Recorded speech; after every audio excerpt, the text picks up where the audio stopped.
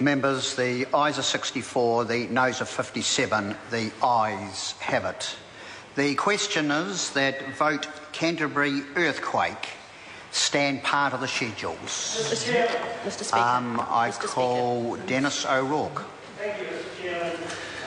New Zealand First does not underestimate the magnitude of the issues facing New Zealand over the Canterbury earthquakes. We acknowledge the efforts made so far by the government to address these, but we do have a duty to highlight what we see as the budget inadequacies of those efforts.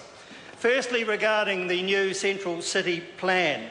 It is, of course, the people's plan, not the government's plan. It was based on submissions by Christchurch people and the employment of local architects and others. It is conceptually sound. The use of a green frame, emphasis on the Avon River and anchor projects well identified. But all this is very expensive to implement. It's all very well to dream up a vision. It is another to see how it might be implemented. Private insurance and EQC contributions will be very substantial, but council insurance is completely inadequate. Additional council investment in the plan will mean a large burden to meet all demands. Government additional investment is required over and above the land purchase requirements. It's not good enough to leave the Christchurch ratepayers to foot the bill alone. That would require excessive borrowing beyond prudential limits by the council. It is also likely to so pressure the council and community that unwise and short-term decisions might be made. Mr. Chairman, Christchurch deserves better from the government. The whole country has an essential stake in Christchurch's success and early recovery.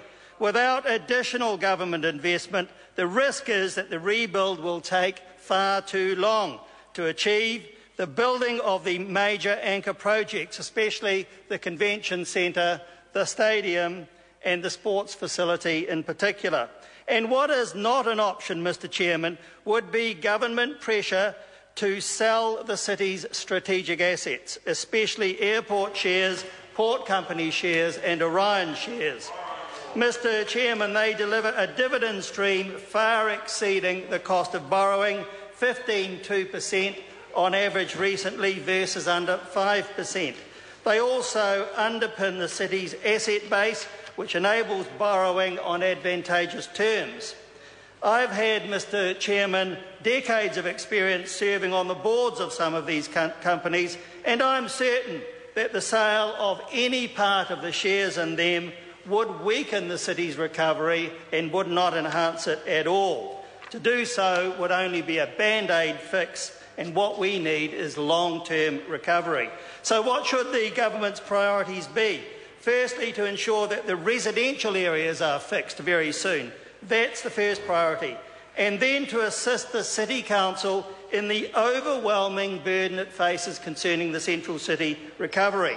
Firstly, to actually invest adequately in the major projects indicated in the plan, such as the convention centre, the stadium and the sports facility.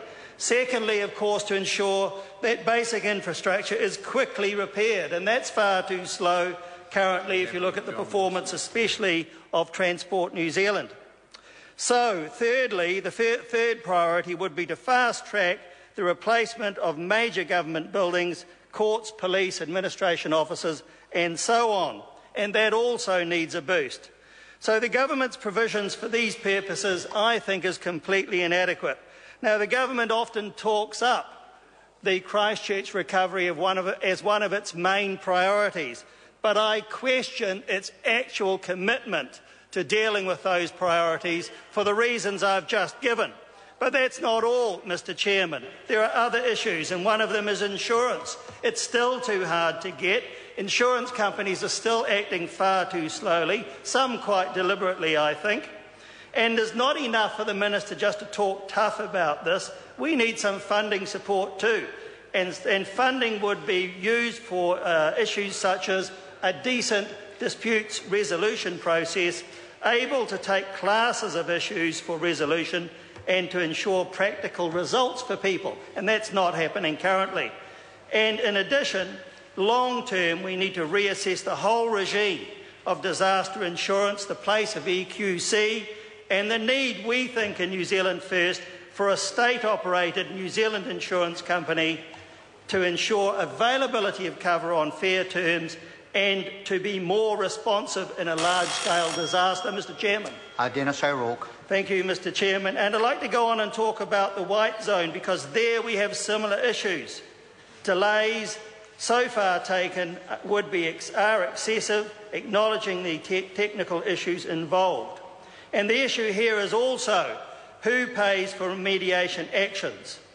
Uncertainty causes failure to act, especially, for example, rockfall fencing, for example. I know one area near me in Sumner Vale where people are very worried by the fact that the council originally decided to put up rockfall fencing because they thought that it was going to be paid for, shared by the government and the council.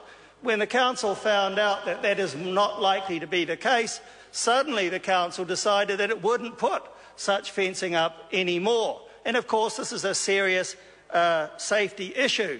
The government needs to take its fair share of that sort of burden to make sure those safety issues are dealt with. And when we come to resources generally for the rebuild, with homes, progress is still far too slow. Yes, thousands of homes have been repaired, but there are tens of thousands still to go. Fletchers are the sole manager. We think in New Zealand First that what we need is at least one other manager to ensure competition, and that would allow cross-comparison of the performance of the two and would increase the management resource available, and in those ways would speed up, we think, the progress with the repair of homes. Similar issues apply to the business rebuild. We think there needs to be a 5-year target for the central city for people to focus on for investment, and they need incentives, Mr Chairman.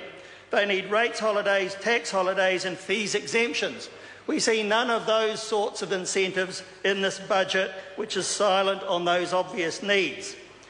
And when we come to red zone purchases, yes, there's been good progress made, and that's good to see. But our concern is for people trapped by red zone land decisions, because in too many cases the sale price is not enough for a new home, and no other funds or mortgage is available to too many people. New Zealand First calls again on the government to ensure bridging finance for people in this position of up to $100,000 at zero interest, repayable upon sale or upon death. That sort of provision, Mr Chairman, would help people who are trapped in the red zone because they can't afford a new home with the proceeds of sale to move on. Those are the sorts of practical provisions that New Zealand First wants to see implemented.